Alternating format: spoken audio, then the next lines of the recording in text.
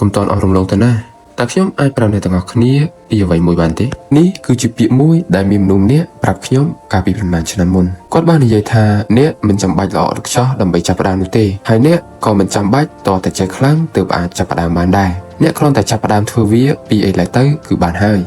នៅពេលនេះខ្ញុំក៏ដឹងពីអ្វីដែលអ្នកទាំងអស់គ្នាកំពុងតែគិតដែរអ្នកទាំងអស់គ្នាកំពុងតែគិតថាខ្ញុំមិនទាន់បានត្រៀមខ្លួននៅឡើយទេខ្ញុំមិនទាន់ល្អគ្រប់គ្រាន់នោះទេឬក៏ខ្ញុំត្រូវការពេលវេលាបន្ថែមទៀតដើម្បីអនុវត្តវាបន្ថែមមូលហេតុដែលខ្ញុំដឹងព្រោះពាក្យទាំងនេះគឺវាតែងតែនិយាយដដែលជាមួយនឹងខ្ញុំអស់រយៈពេលជាច្រើនឆ្នាំមកហើយវានិយាយរហូតតតែខ្ញុំមិនអាចធ្វើអ្វីបានខាតទាំងពេលវេលាខាតបង់ទាំងកម្លាំងកាយចិត្តទៅទៀតប៉ុន្តែវាផ្ទុយស្រឡះពីការគិតរបស់ខ្ញុំអ្វីគ្រប់យ៉ាងគឺសុទ្ធតែចាប់ផ្ដើមពីចំណុចសូន្យដូចជាការឡើងកម្មចន្ទើអញ្ចឹងគឺយើងត្រូវតែឡើងម្ដងមួយកម្ម